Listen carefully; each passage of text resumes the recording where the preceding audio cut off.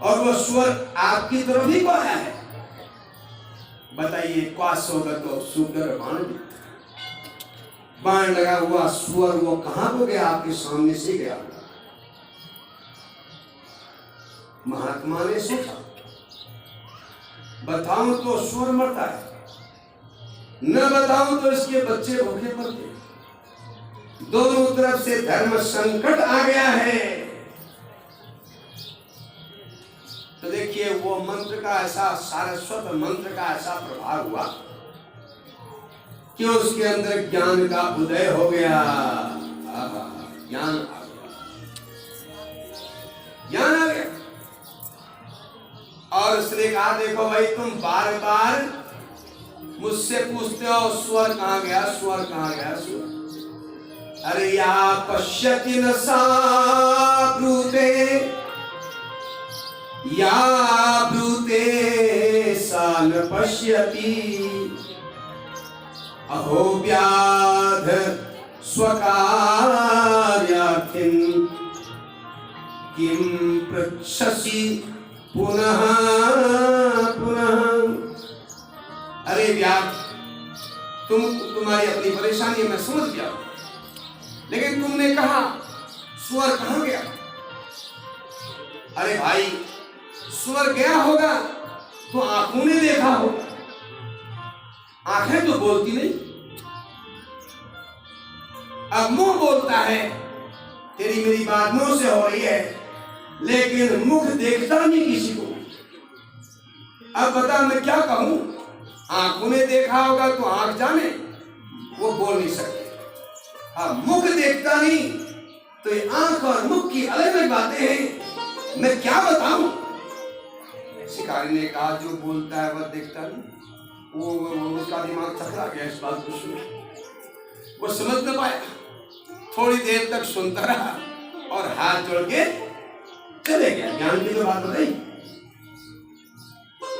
क्योंकि हमारे शरीर में अलग अलग देवता रहते हैं। हम मंदिर में पूजा करने जाते हैं, अच्छी बात है, जाना चाहिए, शांति मिलती है। लेकिन हम अपने अंदर रहने वाले देवताओं को नाराज रखते हैं। ये आंखें हमें मिली हुई है कि देखो, जहां चाहते हो वहां देखो, लेकिन ये आंखें, इनमें जो दृष्टि है वो परोपकार के लिए मिली हुई है, पाप के लिए नहीं मिली हुई। अगर इन आंखों का दुरुपयोग हुआ तो बाद में पूछा जाएगा, तुमको हमने आंख दिए थे, बताओ तुमने क्या किया इनका? वो तो नहीं बताएगा, आंखें बताएंगे। आंख से पूछेंगे, बताओ, तुम बताओ। वो कहेंगे, देख लो, सारा चित्र मेरे अंदर है, सारा ये जो है ना, सब कुछ ऐसा कैमरा है, सब जमा रहता है, अनेक जन्म जन्मांतर की बातें। इसने मुझे गलत जगह भेजा है, तो अगली बार उल्लू बना के भेजो इसको, बिना आंख के। आप देखते हैं दुनिया में कोई चीज का दुरुपयोग करता है तो उसको दंड मिलता है कि नहीं मिलता है? एक नौकरी में जरा गड़बड़ करोगे तो नौकरी हसात होने पड़ेंगे। तो जिसने ये दुर्लभ शरीर दिया, हाँ, उसमें ज्ञानेंद्रियां कर्मेंद्रियां दी, क्या वो हिसाब नहीं मांगेगा? बिल्कुल देना पड़ेगा। कितने साक्षी हैं, आप याद रखें, आपने सुना भी हो, हर एक आदमी के पीछे एक पहरेदार चौकीदार लगा होता है, लेकिन उसका शरीर नहीं होता है, बिना शरीर के होता है, हवा में रहता है आपके पीछे पीछे, और वो आपका पूरा हिसाब याद करते रहता है। जिंदगी भर का लेखा जोखा उसके पास होता है, उसका नाम कहते हैं श्रवण। और स्त्रियों के साथ जो रहती है उसका नाम कहते हैं श्रवणी। ये लोग बड़े ईमानदार हैं और धर्मराज के सेवक हैं। वो उससे कहते हैं, इसको ऐसी अमानत दे रखिए ना, तो ये क्या करता है, पूरा ऐसा आप कहेंगे हमने तो देखा नहीं, हम बता देते हैं, आपको पता चल जाएगा उसका कैसे चलेगा, बताते। जब आपके घर में कोई नहीं होता है, बहुत सी महिलाओं ने हमसे कहा पंडित जी हमें एक परेशानी हो गई। क्या परेशानी? शायद कोई भूत लग गया, क्या लग गया। जब घर में कोई नहीं होता है तो मुझे लगता है मेरे घर बगल भी कोई खड़ा है। भूत नहीं है वो तुम्हारा पहरेदार है, वो श्रवण और श्रवणी। और जब हमारा काम पूरा हो जाता है दुनिया का, जब जाते हैं यहाँ से, तो यमराज के सामने जब रखा जाता है तो यमराज सबसे पहले श्रवण से पूछते हैं इसका बताओ लेखा जोखा। वो बिल्कुल जो ऐसे करती थोड़ी बताएंगे, वो पास करें फेल करें वो उनके हाथ में होता है। वो सच में जो उचित है वो करते हैं। जब पास फेल होते हो तो सारे विषय में बराबर अंक थोड़ी आते हैं, किसी में कम आते हैं, किसी में आगे आते हैं, कुल मिला के पास होता है, कुल मिला के परसेंटेज मिलती है। ऐसे ही पापों का कुल जोड़कर जोड़ जंत्र करके बता देते और पुण्यों का बता देते का इतने प्रतिशत पाप है, इतने प्रतिशत पुण्य है, पाप अधिक किए पुण्य कम किए, या पुण्य ज्यादा किए पाप अधिक किए। अगर महापाप होंगे तो पूरा साफ बताएंगे ये बड़े वाले पाप किए। तो यमराज कहते हम तुम्हारी बात को अभी नहीं मानेंगे, ठीक है? तो गवाह बताओ। वो कहते सूर्य भगवान गवाह है, चंद्रमा गवाह है, रात में हवा गवाह है, पानी गवाह है, धरती गवाह है, इसका मन गवाह है, क्योंकि मन तो बताता है मत करो, चोरी मत करो, गलत काम मत करो, हम फिर कर देते हैं। वो सारे गवाह कहते हैं सही कर रहे हो। इंद्रियां बताती हैं, ज्ञान इंद्रियां। कितना जोरदार विषय है, ऐसे थोड़ी चलता है कुछ। अगर आप और श्रवण देखना चाहते तो रात में ये ठंडी जो रोड है इसमें अकेले घूम के देखना, आपको पता लगेगा कोई पीछे आ रहा है।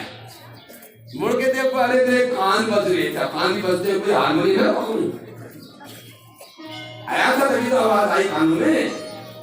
हमारे यहाँ कहते हैं कान बज रहे, कान बज रहे कोई ढोलक थोड़ी है बजने के लिए, वास्तव में वो सही बज रहे, हमारे शांत रहते हैं।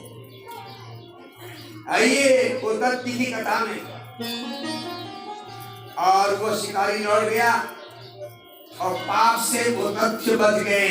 देखे तो उनके पास ज्ञान है ना, नहीं ज्ञान है न सदसम पवित्रम यह विद्यते।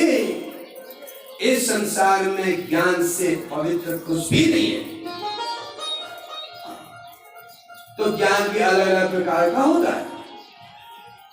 तो उसमें जो ईश्वरी ज्ञान है, भक्ति का ज्ञान है, भक्ति से जो परम ज्ञान है, ये सब क्रमशः होता है। तो हमारे लिए ज्ञान थोड़ा कठिन होता है, क्योंकि हम संसारी हैं, संसार की माया जाल में उलझे हुए हैं, संसार में मगन रहते हैं। नानक देव का एक भजन याद आ रहा है, जरा उसको आप भी गाएंगे, आपको अच्छा लगेगा। अरे मन, अपने मन से गा रहे, अरे मन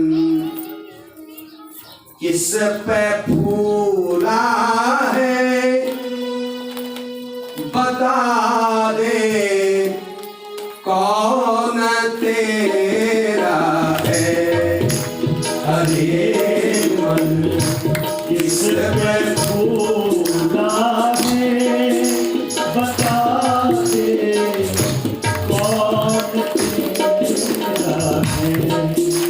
अरे मन किस पे फूला है बता दे, कौन तेरा है।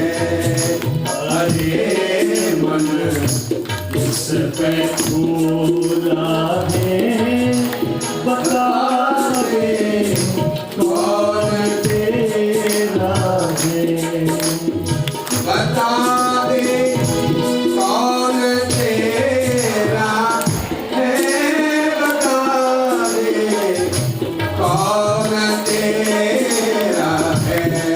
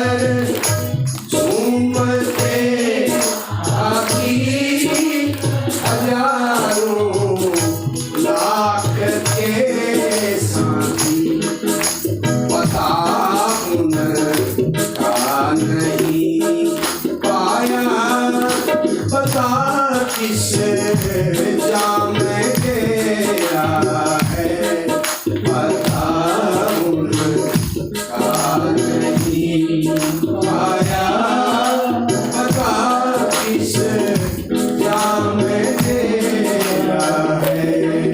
अरे मन किस पे पूरा है बता दे कौन तेरा है।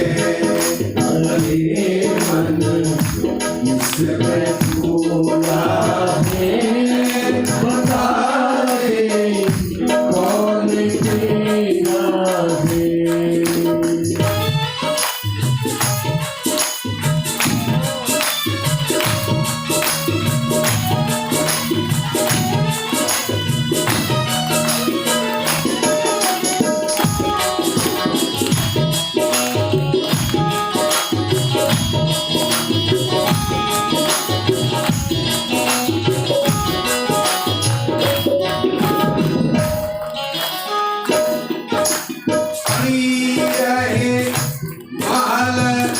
महलायत पड़ी है महल महलायत हरी रहे लाख की दौलत पड़ी रहे महल महलायत हरी रहे लाख की दौलत।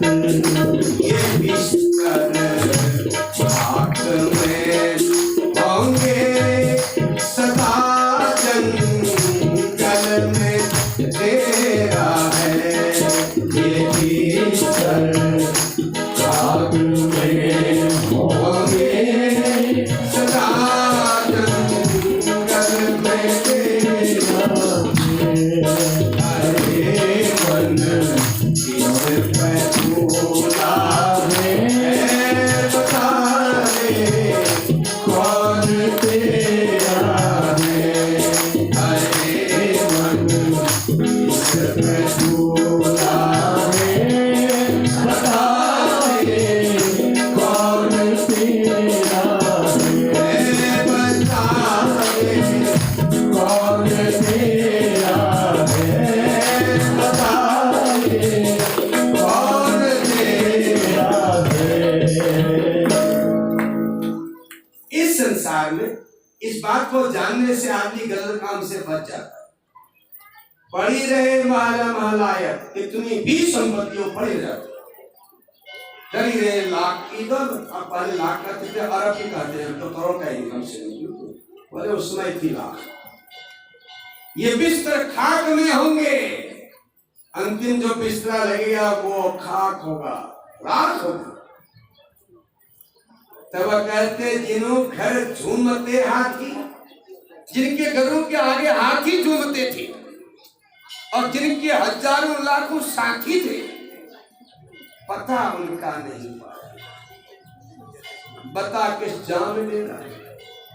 बड़े बड़े रईस हो गए, सेठ हो गए, दानी हो गए, पता नहीं। तो इसलिए ये तय करना है न तेरा है न मेरा है।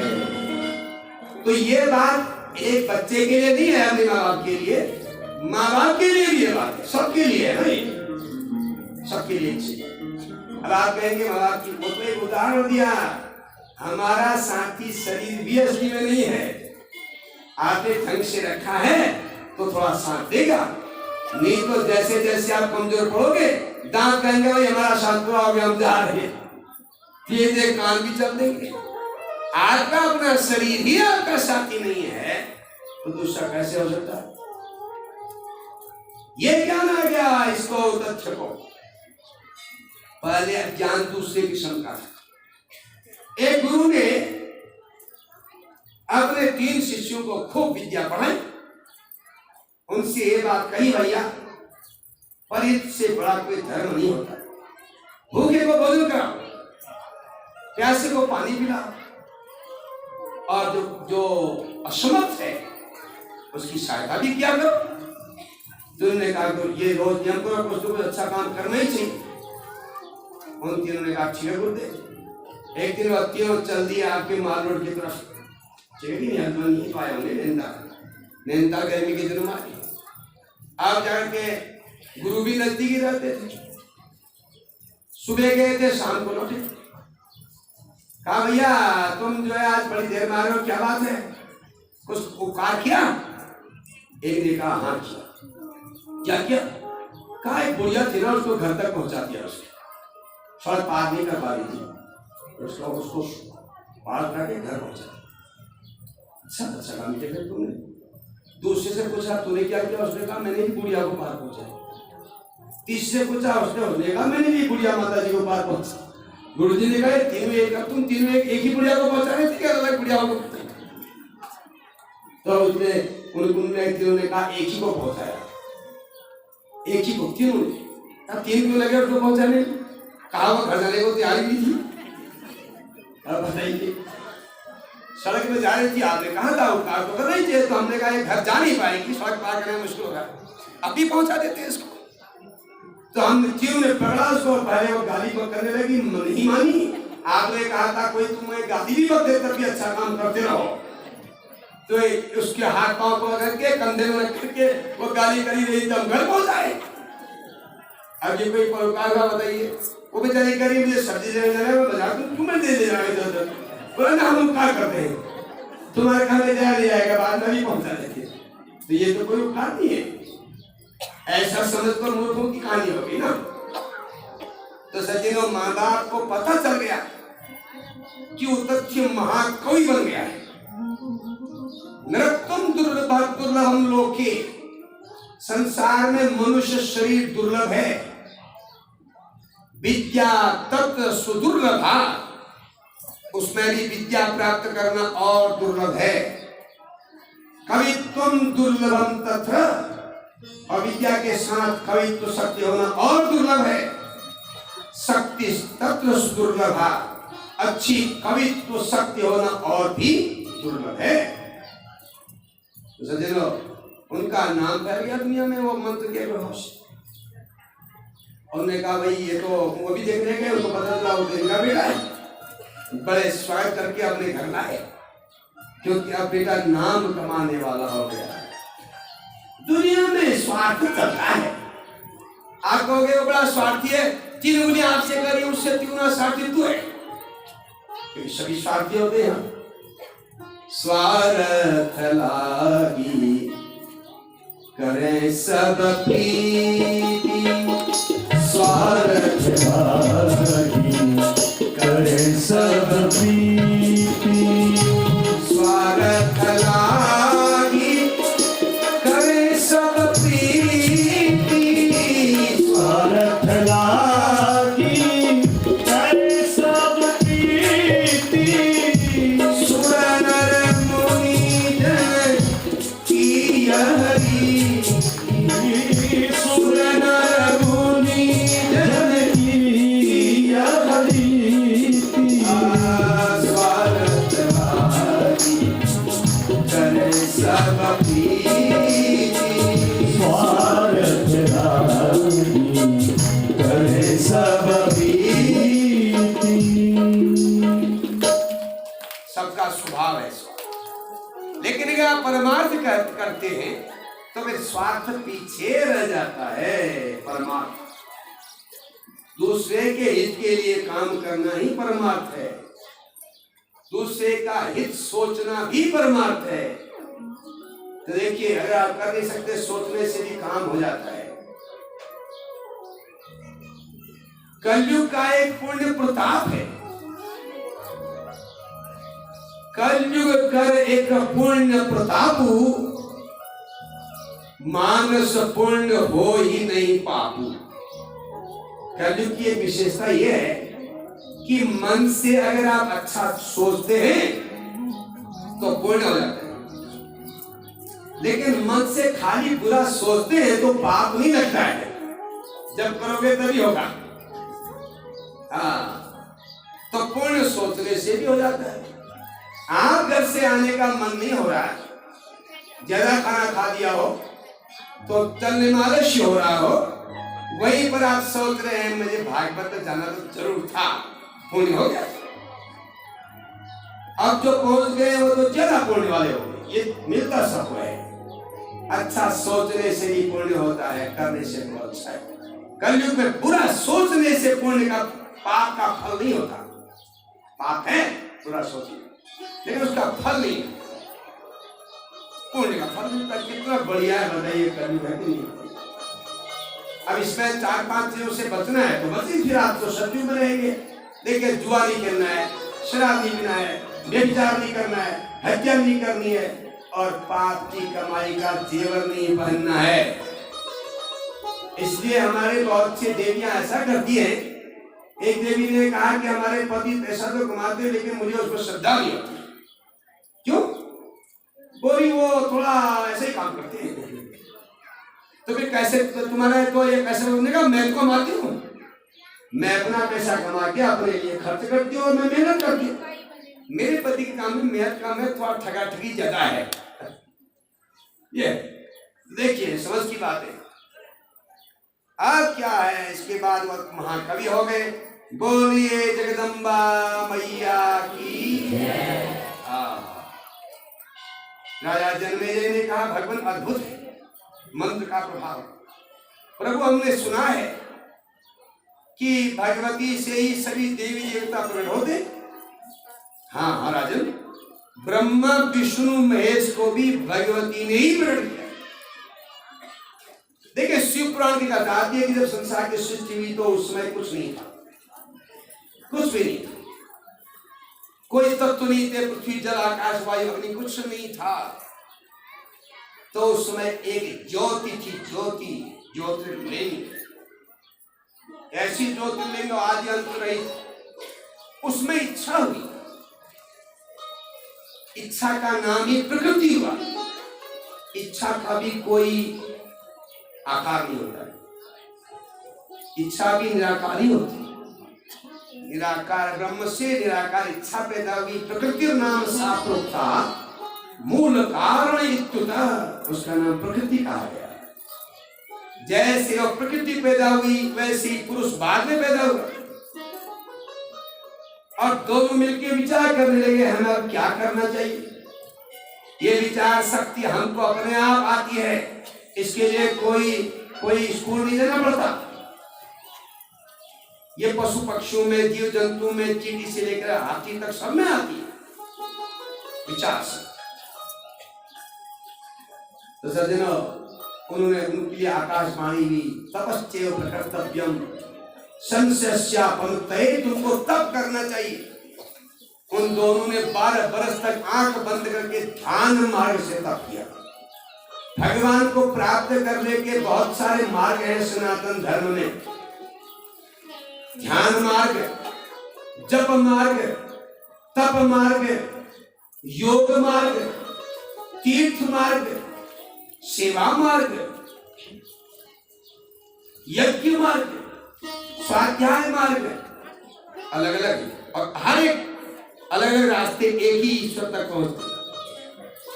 कोई तीर्थ जाकर के वहां साधना करते हैं, स्नान करते हैं, जप करते हैं, वही भगवान को प्राप्त करते हैं। और कोई जो है भक्ति से भगवान को प्राप्त करना चाहता है, कोई दान से करना चाहता है। दान भी भगवत प्राप्ति का साधन है। हमारे यहाँ तो इतनी सुविधा है, पति देव शिव जी की पूजा करते हैं, पत्नी हनुमान जी की पूजा करती है, बच्चे देवी की पूजा करते हैं, बेटी गणेश जी की पूजा करती है। अलग अलग करते कि झगड़ा होता है, कभी नहीं होता। जिसकी जो मर्जी हो करो, किसी देवता की पूजा करो, क्योंकि सबका लक्ष्य एक है और सबके नाम में भिन्नता है वह एक ही। कितनी सुविधा है बताइए। आप छुट्टियां रखते हो तो भी हिंदू, छुट्टियां नहीं रखते हो तो भी हिंदू, जनेऊ पहनते हो तो भी हिंदू, नहीं पहनते हो तो भी हिंदू, पूजा पाठ करते हो तो भी हिंदू, नहीं करते हो तो भी, टीका नहीं लगा तो तब भी चल जाएगा, लगा तो और अच्छा चल रहा है। कहीं कोई घबला होता दिखता है आपको? चल रहा है सब। सरलता है, सात्विकता है, इसका नाम ही सनातन धर्म कहते हैं, जिसमें सबके लिए सुव्यवस्था है। तो ये लंबी थोड़ी कथा विष्णु भगवान ने भी यही किया था भगवती को प्रसन्न करने के लिए। देवी भागवत में भगवान राम जी ने भी 9 दिन तक भगवती के नवरात्रि का व्रत किया था रावण को मारने के लिए। नारद जी ने बताया था, भगवती ने वरदान दिया था, तब शिव जी की पूजा करी सेतु बंद रामेश्वर। और सीता की खोज के लिए नारद जी ने कहा केवल भगवती की उपासना से ही संभव है। ये तो अलग अलग देवता है जिसमें आपका विश्वास हो जाता है, वो बताने वाले के हिसाब से आप चलें तो अच्छा है। एक शेठ जी तीर्थ की यात्रा गए थे, तीर्थ में उनकी घरवाली हो गई। ऐसा हो जाता है कभी कभी। हरिद्वार के वो मोती बाजार पत्नी सी है ना, अब पति पति कितने भी तेज चले तो गठबाजी हो जाती है, कोई पीछे कोई आगे। अच्छा बहुत बार हुआ है, हमारे यजमान जी के वहां वैसे ही हो गया, एक हो गया दोनों में से। हमारे एक पंडित जी गए और पंडित जी जो थे अपनी पत्नी के साथ नहाने लगे, जैसी डुबकी लगा को बाहर देखा तो घरवाली का चेहरा में थरा गायब हो गया। अब तीर्थ में शांति मिलती है, शांति मिलती है, आज बेचारे उदास होकर घर आ गए। तो बात ऐसी है, उनकी पत्नी खो गई। पत्नी खो गई तो वो राम जी के मंदिर में जो है पूजा की सामग्री लेके जा रही थी कि मेरी पत्नी मिल जाए, वहां उनके आगे रहूंगा और प्रार्थना करूंगा। मिठाई का डिब्बा था 1 किलो का। उस बगल में पहले हनुमान जी का मंदिर था, तो हनुमान जी के मंदिर के पुजारी ने देखा मिठाई का डिब्बा तो बड़ा ही है। सेठ जी संपन्न मालूम पड़ते हैं, उन्होंने कहा सेठ जी क्या बात, बड़े परेशान मालूम पड़ रहे हो, क्या हो गया? कहा मेरी पत्नी हो गई, वो मुझे ढूंढ रही होगी, मैं उसे ढूंढ रहा हूँ, थक गया। अब भगवान से प्रार्थना कर रहा हूँ कि मेरी पत्नी मिल जाए। तो कौन से भगवान से करने जा रहे हो? राम जी से। अरे पागल लोग हैं तुम भी, बिल्कुल राम जी अपनी घरवाली नहीं ढूंढ सके तो उनके पास अपनी घरवाली के लिए जा रहे। अरे राम जी की घरवाली ढूंढने का काम हनुमान जी ने क्या यहाँ तो आ गया। उसके सामने बात आ गई कि तो ठीक रहे पंडित जी, क्योंकि राम जी की जो सीता की खोज थी हनुमान जी ने तो करा नहीं। कहा चलो अच्छे मिल गए रास्ते में, फिर झट से वहां चले गए और हनुमान जी को भोग लगाया और उनके आगे से विलाप किया, रोए कि मेरी पत्नी मिल जाए। मुड़ रहे थे उधर, पत्नी भी मिल गई फर्श, वो आगे आ रही थी उसी रास्ते। तो ये श्रद्धा है और बताने वाले पर भी होता है। तो सज्जनों, राजा जन्मेजय ने कहा गुरुदेव अब जो है और भी भगवती की जो है दिव्य कथा मुझे सुनाइए, जिसमें भगवती के मंत्र की महिमा हो। देखिए एन जो मंत्र है इसको बाघ बीज कहते हैं। जब 3रे वर्ष में या 5वें वर्ष में बच्चे का अक्षरारंभ करते हैं, अक्षरारंभ में पहले सरस्वती यंत्र लिखा जाता है चौके में, और उससे पहले देवी देवताओं की पूजा करने के बाद सरस्वती की पूजा की जाती थी पहले, अभी कोई करते व्रतबंध में करते हैं उसी दिन जल्दी जल्दी। तो फिर उसको भगवती का पहले सरस्वती का जो बाघ बीज मंत्र है वो बच्चे को सुनाते हैं गुरु लोग सिखाने। उसके बाद स्वर और व्यंजन बनाया जाता है। हमारे स्वर और जो व्यंजन है इनका संबंध पूरे हमारे तालु से है, जुआ से है और अलग अलग किस्म के हैं। वो व्याकरण के सूत्र जितने हैं वो स्वर व्यंजन फिर उसमें जुड़ते हैं ना सब सूत्र।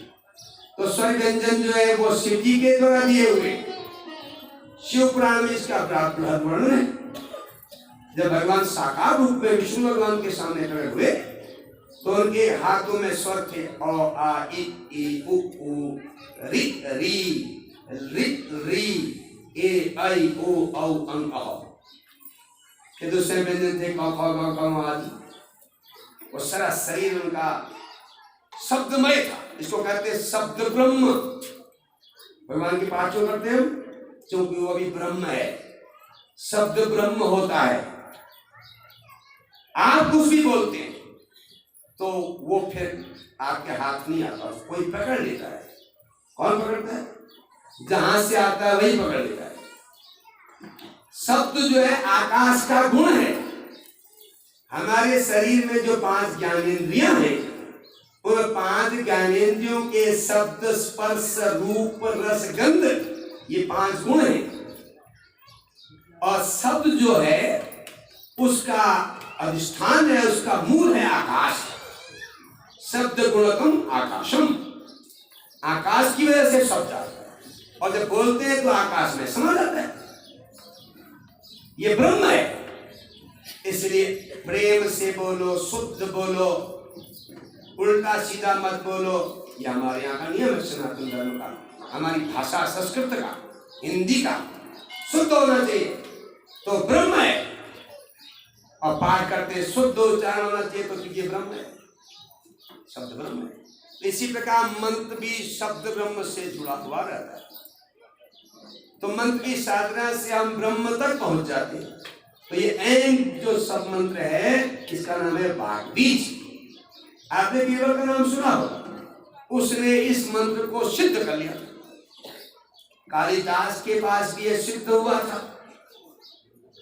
हाँ, ये मंत्र वो तो उल्टी बात को सीधा करते थे, वो मंत्र का ऐसे है। फिर दूसरा उसको बोलते हैं वाग्बीज, फिर बोलते हैं रींग, मंत्र बीज। जैसे वेद में ओम होता है, ऐसे शाक्त आगम में रींग होता है, इसको बोलते हैं मंत्र बीज।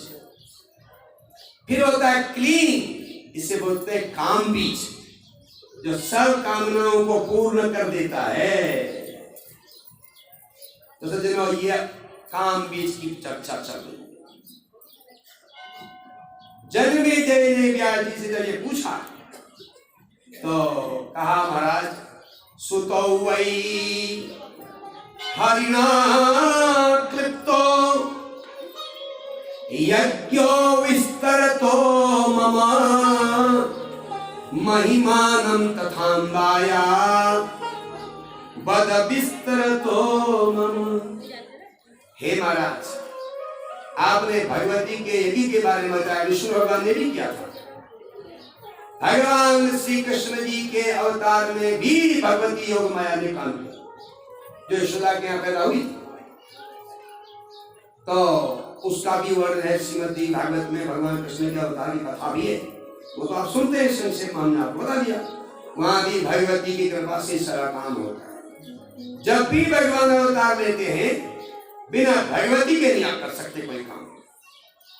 हाँ, इसलिए संसार में गृहस्थ में रहना हो तो किसी भी पुरुष की प्रगति संसार में बिना पत्नी के नहीं होती, इसलिए शादी करते हैं। अगर वो पैसे कमाने लग गया तो शादी हो जानी चाहिए, नहीं तो पैसे खर्च कौन करेगा, तो रखी रह जाएगी खाली।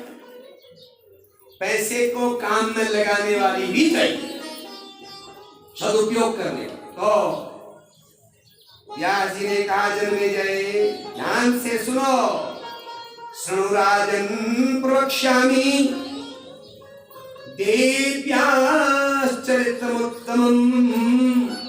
इतिहासं पुराणं च कथयामि सविस्तरम्। गायन सुनो, मैं विस्तार पूर्वक इस कथा को सुनाता हूँ। कौशल देश में द्रौपदी नाम के राजा थे, वो बड़े धर्मात्मा थे। उनकी प्रजा उनके राज्य में हमेशा सुखी थी।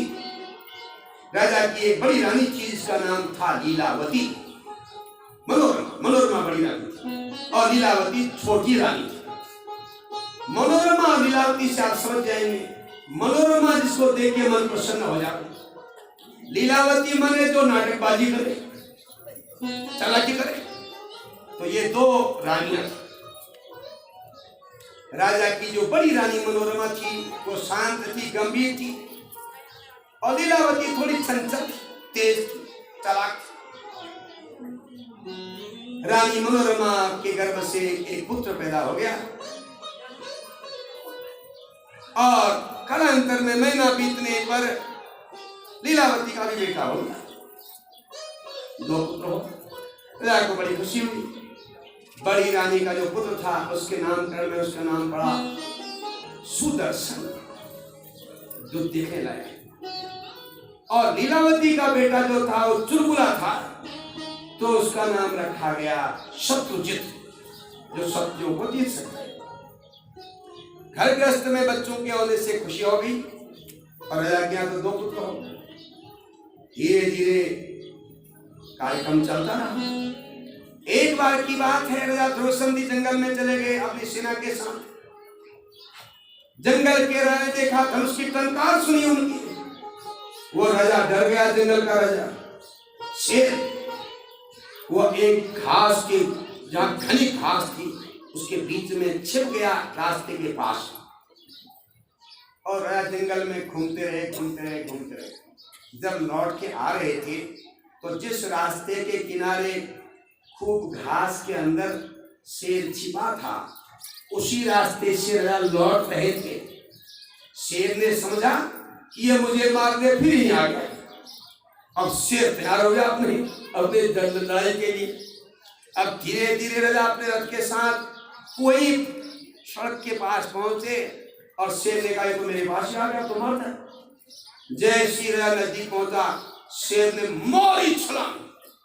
जब तक राजा के हाथ में तलवार थी, उसने भी तलवार एकदम शेर तैयार करके शेर के गर्दन में प्रहार किया और शेर ने राजा के सिर में प्रहार किया नाखून से। राजा का सिर फाड़ दिया और तलवार से शेर की गर्दन भी कट दी और दोनों ही मर गए। अब हाहाकार मच गया, राजमान में शोक हो गया।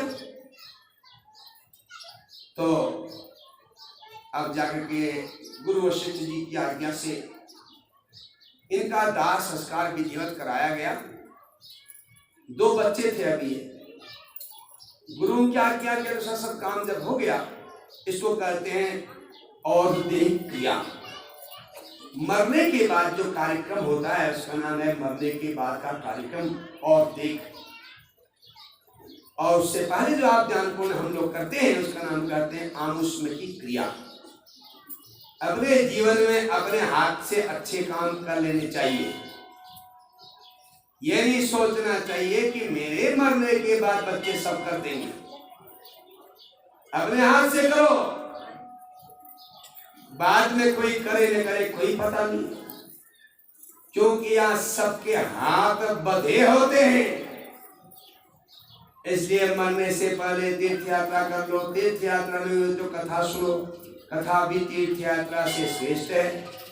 उम्र अगर 50 से ज्यादा होगी, 60 होगी तो जाग जाओ, जल्दी उठ जाओ। सुबह नींद भी कमी लगती है बुढ़ापे में।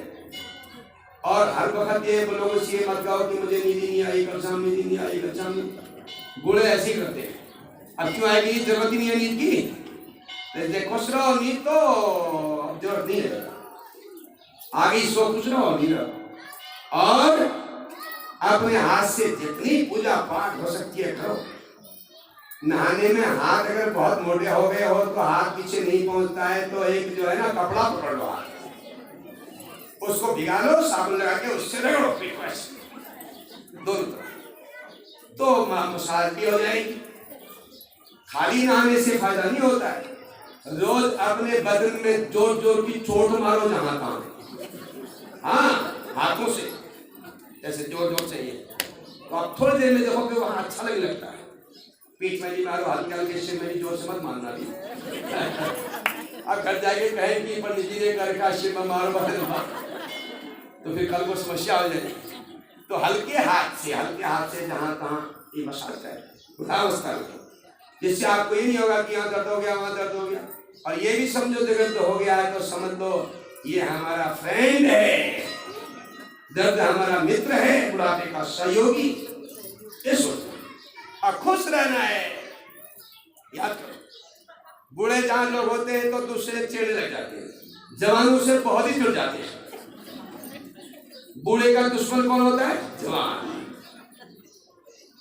वो क्या फायदा। नैनीताल वाले सब समझदार हैं और जानते हैं, लेकिन हमको कहना ही पड़ेगा नहीं तो यहाँ बैठे हैं तो पता नहीं पड़ेगा। हम अपनी ड्यूटी कर रहे हैं, आप अपनी, तो फिर आपका जीवन स्वर्गीय हो जाता है। और हर समय ये मत कहो मैं कम मरूंगा, मैं कम मरूंगा। अरे मरोगे ही तो सही, यही थोड़ी रहोगे।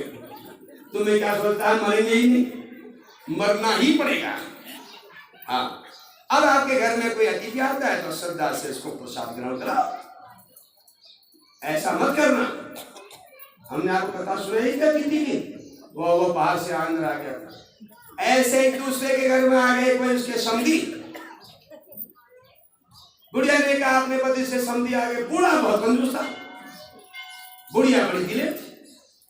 ये देखा जाता है बहुत बार गृहिणियां बड़े दिलेर होती हैं, दान पुण्य करना चाहती है, देना चाहती है, और आदमी नहीं देना चाहते। ऐसा बहुत बार होता है। हम भगवान से प्रार्थना करते हैं नैनीताल में, तो ऐसा नहीं हो सकता, नहीं होना चाहिए। आप चाहे उन्होंने कहा फिर आगे तो खिलाओ उनको, तो बढ़िया सी दाल बना, सब्जी भी बनाना, चटनी भी बनाना, खिलाओ उनको प्रेम से।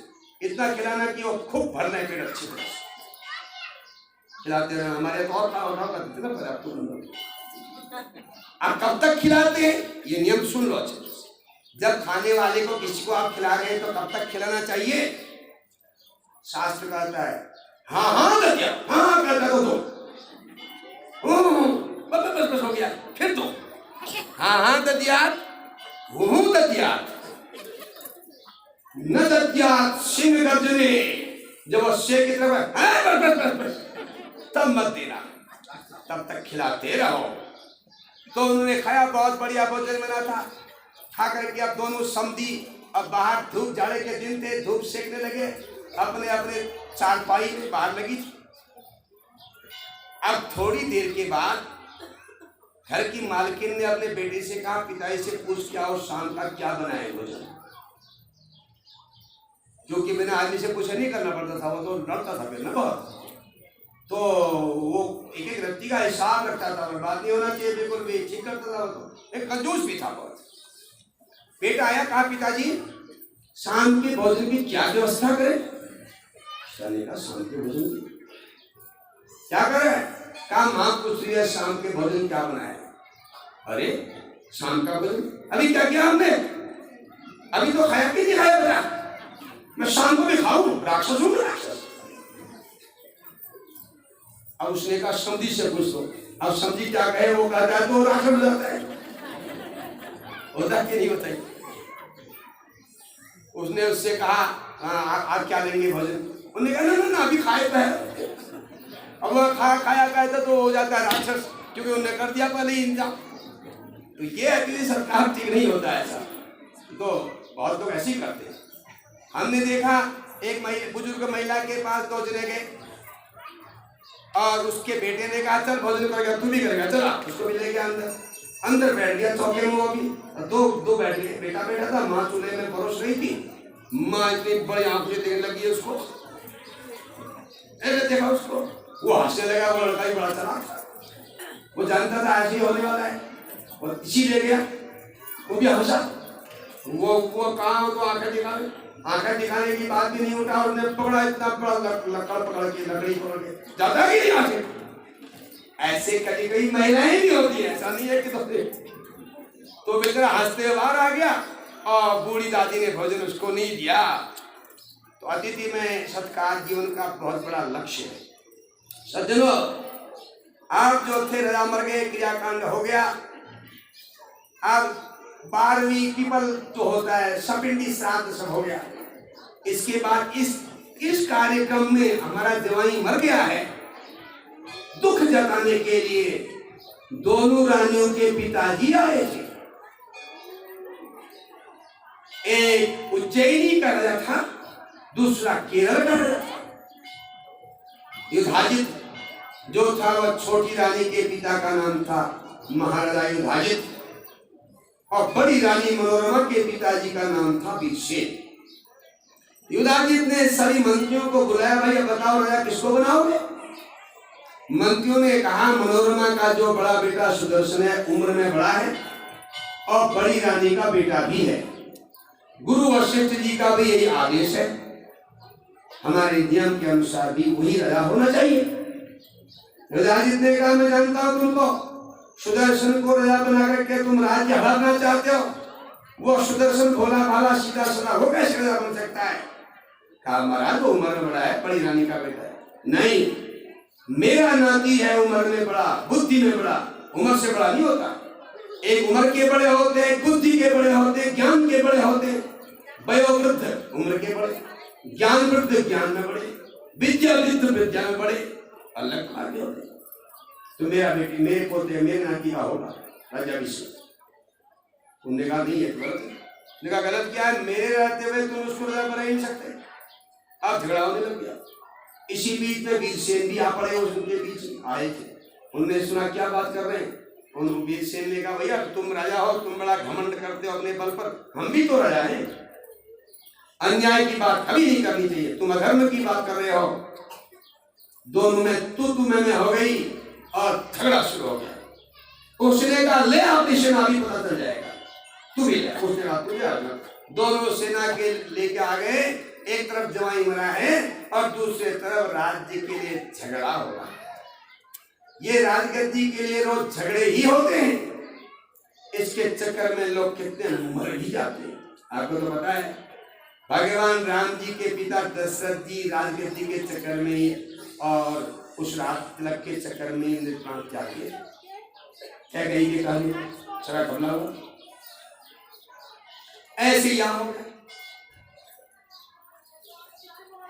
और युद्ध हुआ तो सैनिकों के रुंड मुंड नाचने लगे, खून की नदियां बह गई। लड़ाई के मैदान में जो न्याय की बात कर रहा था वीरसेन, जो बड़ी रानी के पिता थे, वो मार दिए गए। छोटे रानी के पिता ने उनको मार दिया। अब मनोरमा को खबर पहुंच गई उसके पिताजी मारे गए हैं। अब मनोरमा को अब जिंदगी का खतरा दिखने लगा। कुछ दिन तक जो महारानी थी, आज उसको अपने जिंदगी के लाले पड़ रहे। वो घबरा गई। उसने हिम्मत बांधी और अपने पुराने मंत्री विदल्य के पास गई, जो बड़ा वफादार था, ईमानदार था, राजा का बड़ा स्नेही था। कहा विदल्य मंत्री, मेरे पिताजी को मेरी सौत के बाप ने मार दिया है युधाजित ने। अब वो मेरे बेटे को मारेगा, क्योंकि मेरे बेटे के कारण ये सब हो रहा है राजनीति के चक्कर में। अब बताओ मैं अपने बच्चे को कैसे बचाऊं, कोई उपाय बता। दुख के समय में आदमी को समझ आ जाए तो दुख दूर हो जाता है। उस समय अपने जो हितैषी लोग हैं उनका सहारा जरूर लेना चाहिए। विदल्य ने कहा राजमाता, वास्तव में आपके लिए संकट है। लोभी आदमी फिर पाप पुण्य कुछ नहीं देखता। वह माता पिता भाई बहन किसी की भी हत्या कर सकता है जब लोग चढ़ जाता है आदमी। इसलिए तुम अपने बच्चे को बचाने का उपाय करो, मैं बताता हूँ। काशी के राजा मेरे मामा है, तो हम यहाँ से अयोध्या से काशी के लिए चल पड़ते। उसके लिए आप अपना रथ ले आओ, अपनी दासी को ले आओ और रथ में अपने जेवर जो तुम्हारे वस्त्र हैं उनको सब रख लो। अपने बेटे के भी, अपने बेटी की रखो, मैं भी तुम्हारे साथ चलूंगा। यहाँ तो अन्याय हो रहा है। तो ऐसा ही किया मनोरमा ने, उसको सहारा मिल गया। और विदल्य के साथ रथ को चलाते हुए जैसे ही प्रयाग के पास पहुंचे थे, वहां काशी जाते वक्त अब थोड़ा दूर काशी रह गया था, लेकिन प्रयाग में भीलों ने लूट दिया उनको। उनका रथ भी लूट दिया, उसका जेवर भी छीन लिया, कपड़े भी छीन लिया। तो जो कपड़े पहने थे वही थे बस। अब क्या करें? जब परेशानियां आती हैं तो एक शांत आती है, कभी कभी चारों तरफ से भी आती है। तो सज्जनों, मनोरमा को विदल्य ने कहा देवी अब तो हम आगे जा नहीं सकते, ये यम गंगा जी को पार करते हैं और यहाँ पास में जो है भरद्वाज मुनि का आश्रम है, वहां जाते हैं। ठीक है, नाव में बैठा के पार हो गए और भरद्वाज मुनि के आश्रम में पहुंचे। और भरद्वाज मुनि ने देखा, उन्होंने कहा ये कौन है। लेकिन इससे पहले की बात और है, विदल्य ने यह भी कहा था कि जाते वक्त पहले हम लड़ाई के मैदान में जाएंगे और वो तुम्हारे तेरे सौत का पिता पूछेगा यहाँ कैसे आई है, तो हम बताएंगे भाई इसके पिता का दाह करने आए। ये तो उनका दाह रह जाएगा। उनका दाह करके जैसे चिता लगा करके हम भाग जाएंगे वहां से। तो जैसे वो पहुंचे ही थे, युधाजित ने कहा मनोरमा कहाँ जा रही है। कहा पिताजी का दाह स्वीकार करने आए। कर ले जल्दी अपने पिताजी का, फिर बेटे का भी करेगी। जो सोच रही थी वही कर दिया। तो जल्दी से पिता की चिता में आग लगा करके मनोरमा चली गई थी और रास्ते में भीड़ ने लूट दिया। अपने भरद्वाज के आश्रम में पहुंची और भरद्वाज मुनि को प्रणाम किया। उन्होंने पूछा ये कौन है। देवी वा मानुषी वासी बालपुत्रा बने कथम। राज्य भ्रष्टैव वानरो भासित्वम कमले क्षणे। उन्होंने पहले तो पूछा कौन है, फिर कहा कोई तुम देवी हो या रानी हो, तुम्हारे चेहरे को देख करके, तुम्हारी परिस्थिति को देख के लगता है तुम्हारा राज्य छिन गया है, कौन हो तुम?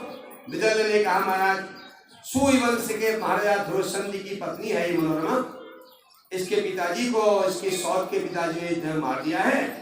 अब ये अपने बच्चे को बचाने के लिए जा रही थी तो रास्ते में इन्होंने लूट दिया, कुछ नहीं इसके पास, यह आपके शरण में आई है प्रभु। दुखी आदमी की रक्षा करना बहुत बड़ा धर्म होता है। आर्तस्य रक्षणे पुण्यम यज्ञाधिक मतो यज्ञाधिक मुदाहतम। आप जो दुखी लोग हैं उनकी रक्षा करना यज्ञ श्री बड़ा पुण्य देता है। महाराज ये बहुत डरी हुई है, दीन है, इसलिए इसकी रक्षा कर दीजिए।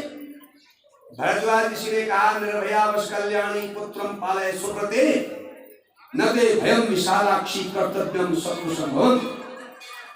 हे कल्याणी तुम निडर होकर रहो, अपने पुत्र को पालो, शत्रु तुम्हारा कुछ नहीं कर सकता और ये एक दिन राजा बन जाएगा तुम्हारा बेटा, आशीर्वाद दे दिया उन्होंने।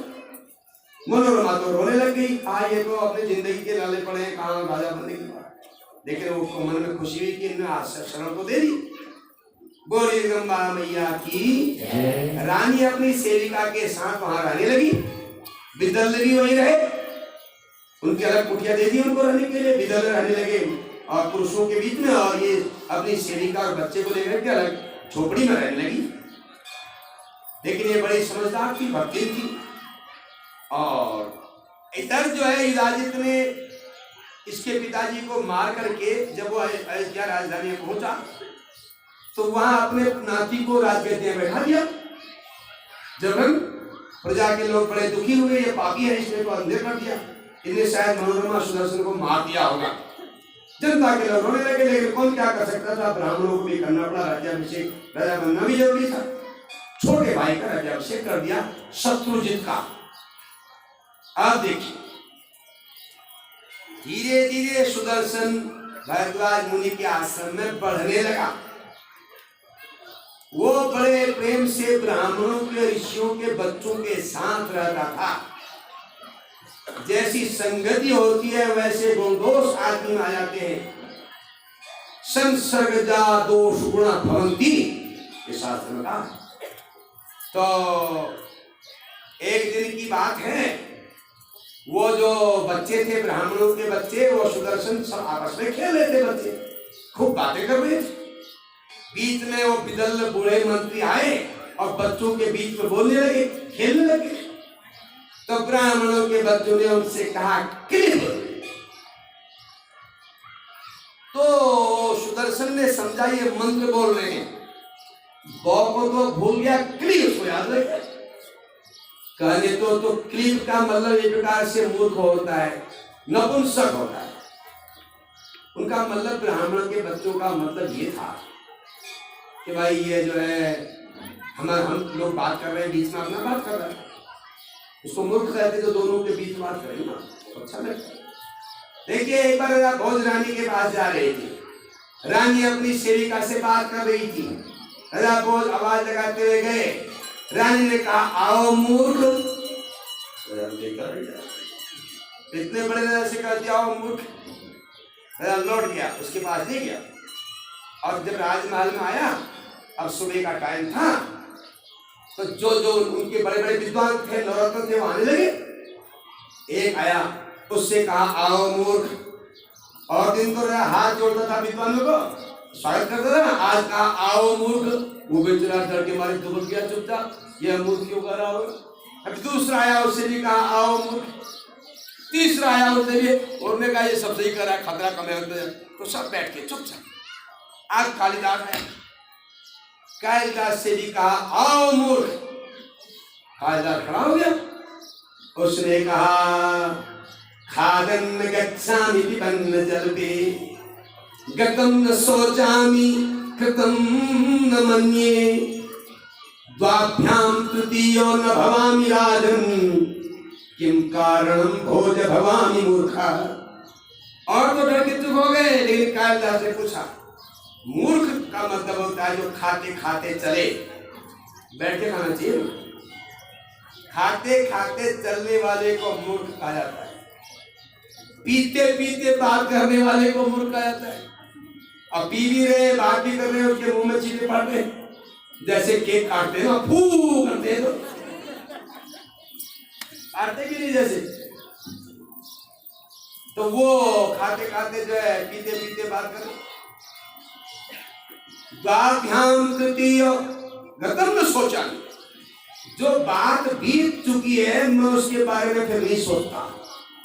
अब बीती बात क्या करनी है, वो तो बीत गई, इसलिए मैं उसको सोचता भी नहीं। मूर्ख बीती ही बातों पर लगा रहता है। नहीं तूने कहा कैसे ऐसे, अब वो कह दिया हो गया, बात खत्म हो गया, पीछे पड़ जाए, तो इसलिए मैं वो भी नहीं करता।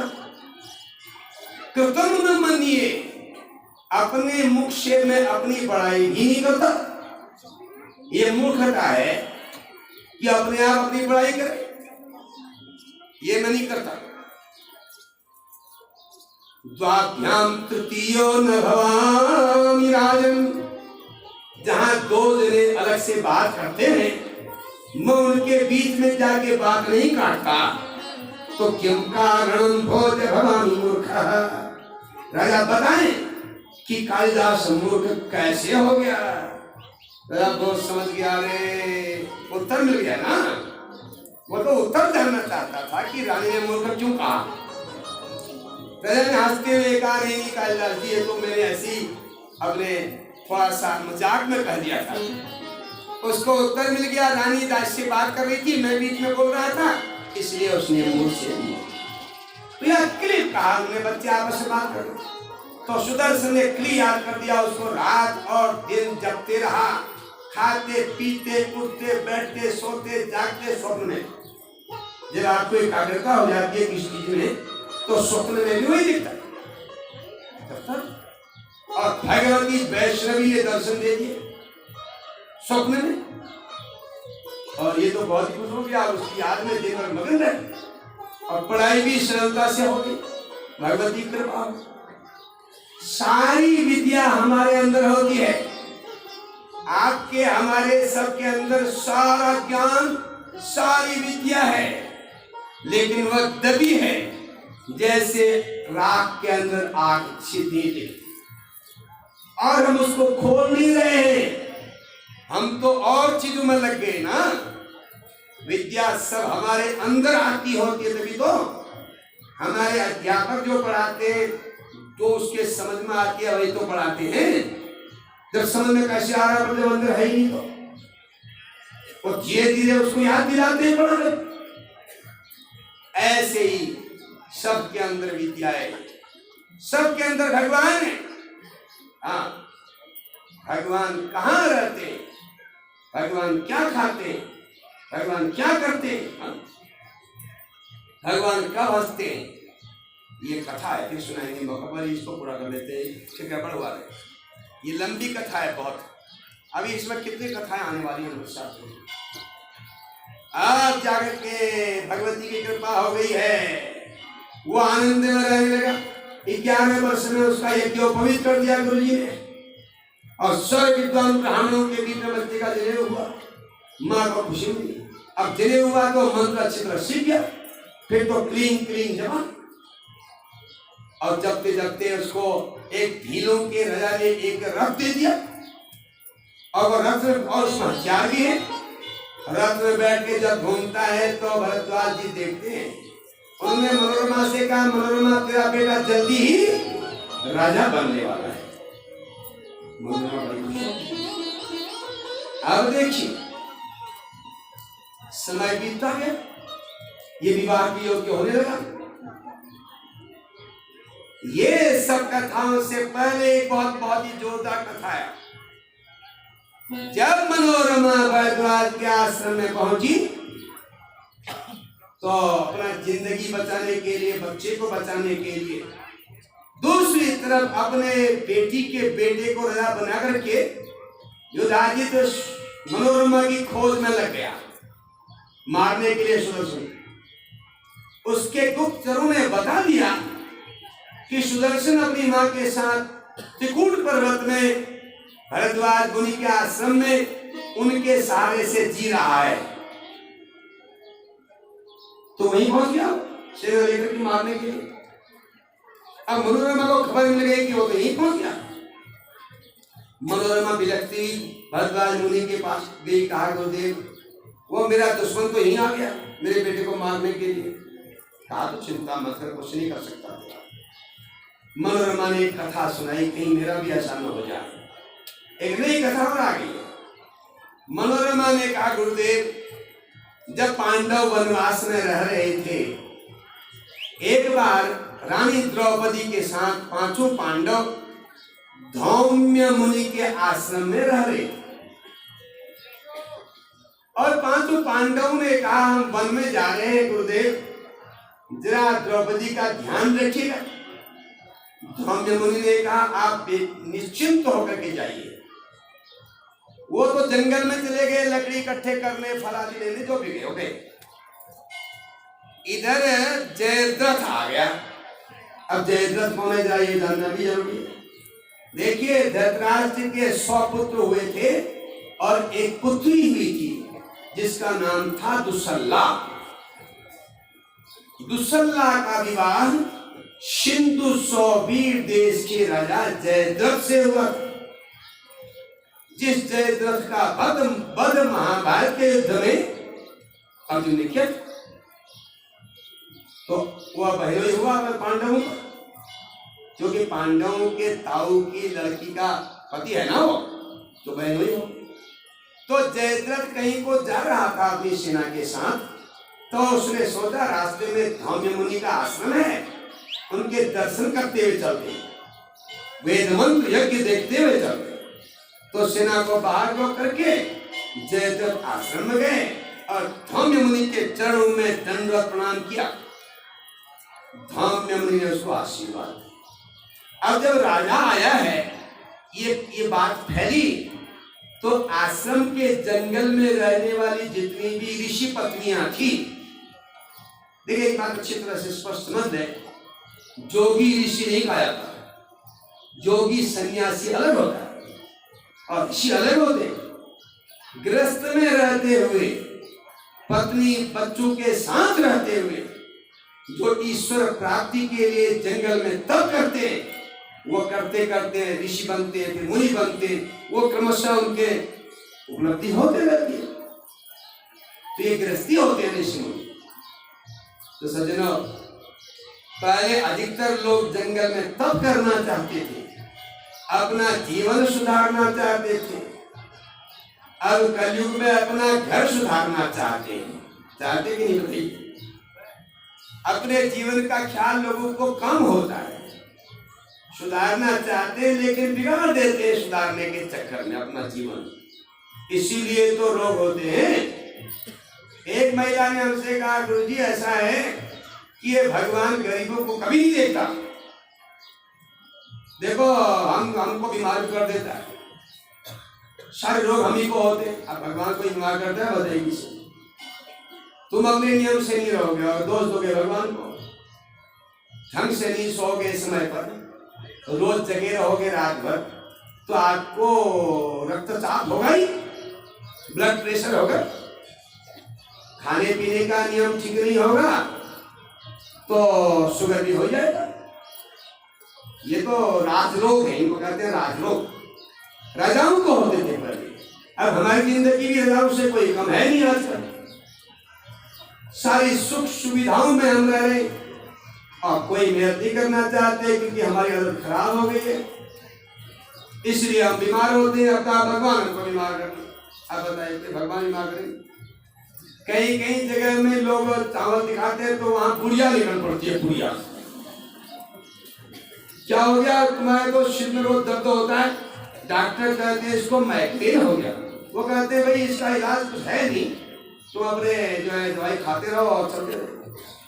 और फिर वो पूछने वालों से पास जाते हैं क्या करें, मरता क्या नहीं करता, पूछते, वहां निकल आती है बुढ़िया। और अभी तो बुढ़िया ही निकल रही है, कुछ ही वर्ष में बुढ़ा भी निकलेगा, क्योंकि आने वाले दिनों में जो भी बुढ़े बूढ़े होंगे उनको कोई देखने वाला नहीं बचेगा। और भारतवर्ष में कोई वृद्धालय खोल भी दे तो इतने बूढ़े कहां जाएंगे बताइए? हमारी जनता कितनी है? हम बूढ़े लोगों से कहते हैं जवान बनते रहो, जितने बूढ़े होते होते जवान बनो। वो कहते हैं क्रीम पाउडर और लगाए, अरे क्रीम पाउडर से बनते हैं जवान। अपने शरीर में थोड़ा श्रम करो, दुबले पत्ते रहो, पेट बाहर को आ रहा है धक्का मार के अंदर डालो। जहां पेट बाहर आया रोग ने अड्डा जमाया, जहां धन घर में आया रोग भी आए। तो इसलिए अपने स्वास्थ्य को ठीक बनाओ, चलो उछलो कूदो, हिसाब से खाओ, सोते हो मुंह धो के सो, उठते हो पानी पियो, आसन करते हो अपने हिसाब से, जल पियो सुबह, पेट साफ रखो, हरड़ खाओ, त्रिफला खाओ, विरेचन वाली चीजें पेट साफ रहे। तो पेट साफ रहेगा तो आपको कोई रोग कम होंगे, शायद उससे हो। अब भगवान का इसमें क्या दोष? अब जहां बुढ़िया खाए तो बुढ़िया ही भय में जाता है, फिर ब्रह्म हो गया बुढ़िया लगेगी। अब बुढ़िया लगती भी है, क्यों नहीं लगेगी? अरे उनको अपने देवर से बड़ा प्रेम होता है। अब वो देवर छोड़ के गई है, जिनके हाथ लगाया तो पकड़ेगी नहीं पकड़ेगी? बता बुढ़ियाई क्यों लगती है? क्योंकि महिलाओं में मोह अधिक होता है, चिंता अधिक होती है पुरुष से। अब नए जमाने के पुरुषों में होगा उल्टा चलना की जरूरत। पहले बहू रोटी बनाती थी, बनाती थी नहीं? अब बहू अच्छी नौकरी में तो बेटे को बनानी चाहिए, ये तो नियम है। अब बहू कब तक बनाती रहेगी बताइए? सासू का तो रात जा चुका कब की। अब पति को भी समझना पड़ेगा। हम लोगों से कहते हैं भागवत फिर समझना, पहले अपने बेटे को रोटी पकाना सिखाओ, हाँ, क्योंकि आपको अब दोनों नौकरी कैसे करेंगे बताइए? आने वाले दिनों में जैसे यूरोप अमेरिका में हो रहा है, वहां की नकल करोगे, वहां तो सूर्य अस्त हो जाता है, हमारे यहाँ तो सूर्य निकलता है। जिनके यहाँ अंधेरा हो रहा है उनकी नकल करने से हम भी अंधेरे में डूबेंगे। हाँ, ये पक्की बात है। तो अब आपने अगर अपने बच्चों को संस्कार नहीं दिए अच्छे, तो अपने आप अपने को तैयार करो, क्योंकि वो जो जहां सूर्य छिपता है उस देश के लोगों में एक अच्छा गुण है, उसको हम नहीं सीखते, उसके जो कमियां हैं उनको सीख लेते। हम उनका फैशन तो सीखते हैं, ठीक है, कोई बात नहीं, लेकिन उनके जो विशेषता वाली सीखते, वो बिल्कुल हर काम समय पर करते हैं। हमारे यहाँ कहते हैं इंडियन टाइम, इंडियन। हमको एक प्रोफेसर ने कहा, हमारा ऑर्गेनाइजर था वो, जर्मनी की बात है, सन 92 की। उसने कहा Pandit ji I'm coming within 2 minute. वो सबसे कुछ भूल आया होगा और गया तो 10 मिनट हो गए। मैंने कहा भैया तुमने तो 2 मिनट कहा था। बोला माफ करना, ये मैंने इंडियन लोगों से ही सीखा है।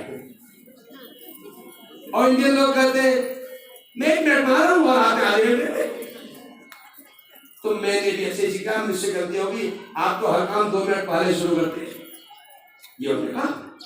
तो वो हमको सीखना पड़ेगा। एक दूसरा, बुढ़ापे तक अपने को होशियार बनाना पड़ेगा। होशियार का मतलब एक्टिव होना है, फुर्ती होनी चाहिए, शरीर स्वास्थ्य बढ़िया होना है। 100 बरस तक आप काम कर सकते हैं, लेकिन आपने तो अपने मन में सोच दिया दूसरा पकाएगा तो खाएंगे। अरे अब पकाना कोई काम रह गया बताओ? अब तो तुमको परेशानी है मशीन लेना रोटी बनाने वाली, दबाना करते ना, ऊपर गैस चलानी, कुछ बटन दबाया गैस चल गई, कोई लकड़ी काटनी नहीं है, लकड़ी लानी नहीं है, आटा गूंथने का काम भी मशीन से हो रहा है। हाथ से गूंथोगे तो बुढ़ापे तक जवानी रहेगी। बस भागवत हो गया, वानी भागवत। नियम पर उठोगे, भगवान का भजन करोगे, भगवती से कहोगे मुझे शक्ति दो। जो दूसरे पर निर्भर रहता है वो खुद तो परेशान रहता ही है और दूसरे को ही परेशान करता है। अब समय बदल रहा है, अपने लिए परिवर्तन की जरूरत है।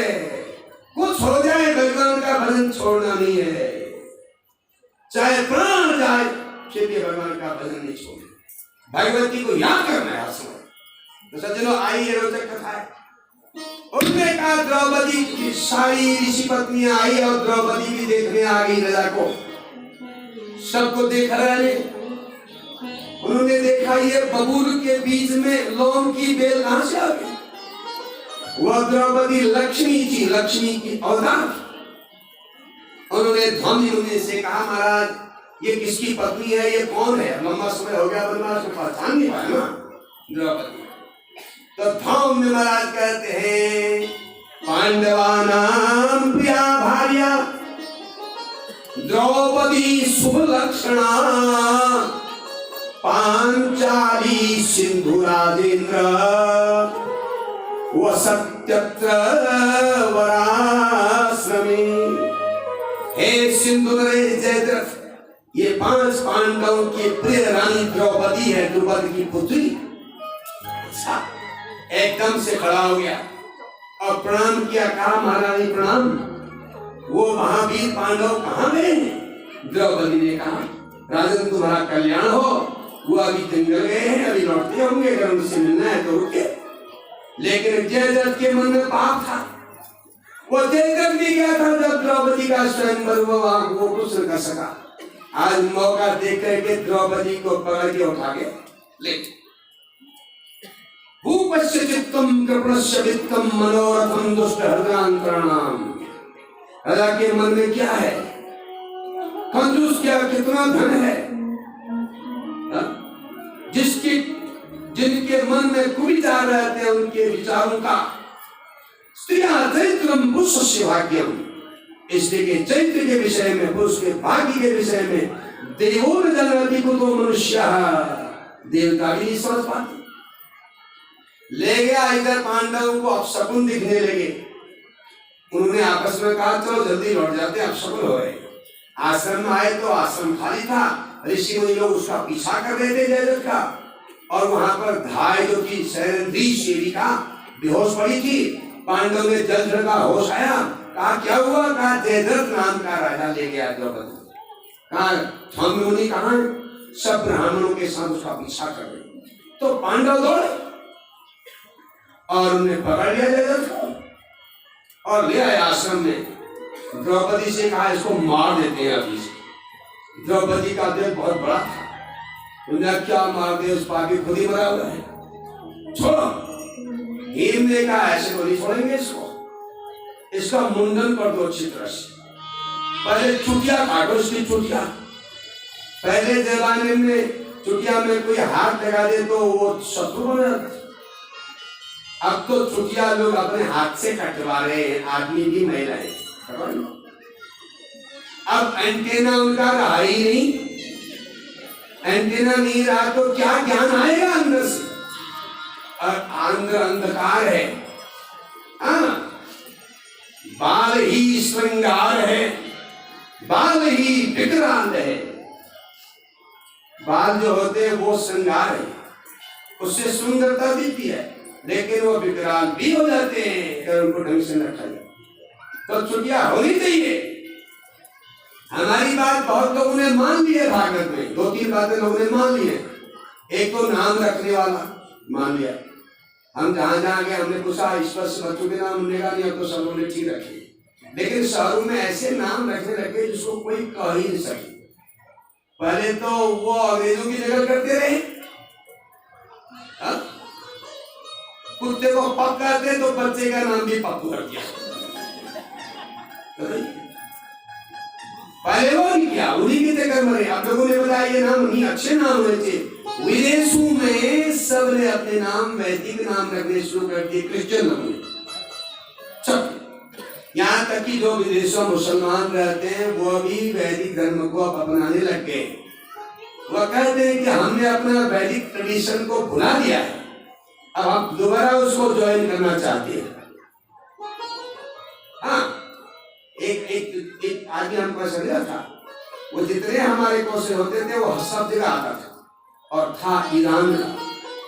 एक दिन अलग से उसने हमको बुलाया, कहा पंडित जी आपसे प्रार्थना कर सकता हूँ? बताओ। मैं एक बात करना चाहता हूँ, कहा अगर ये हमारे यहाँ का शासन अगर ठीक से चलने लगे, अच्छे लोग अगर शासक बन जाएंगे, तो हम भी यहाँ से जाएंगे अपने देश लौट के। यहाँ तो हम भाग के आए ना देखो बचाने के लिए। तो क्या आप आएंगे वहां, आप क्या ये जो हम यहाँ सिखा रहे हैं आप हमारे यहाँ भी सिखाएंगे? उसने अपनी बेटी का नाम रखा शिवा, बेटे का नाम रख दिया शिव। 3-5 बच्चे, सबका नाम वैदिक और सबकी जन्मतिथियां हैं। हाँ, वो सब जानते हैं कि दुनिया में आज से 3000 वर्ष पहले, कम से पहले कोई और धर्म नहीं थे, केवल एक सनातन धर्म था। सनातन धर्म का मतलब क्या होता है? जैसे हिंदू का बच्चा पैदा होता है वैसे क्रिश्चियन का, मुस्लिम का बेटा। ये प्रकृति का नियम है कि नहीं? और अगर हिंदू मुख से खाता है तो दूसरे भी मुख से ही खाते हैं, नाक से कोई नहीं खाता। पानी भी वो पीते हैं, हम भी पीते हैं। तो फिर फर्क क्या है? केवल सोच का फर्क है, जीवन शैली का फर्क है। तो सनातन धर्म की जीवन शैली को ही दुनिया के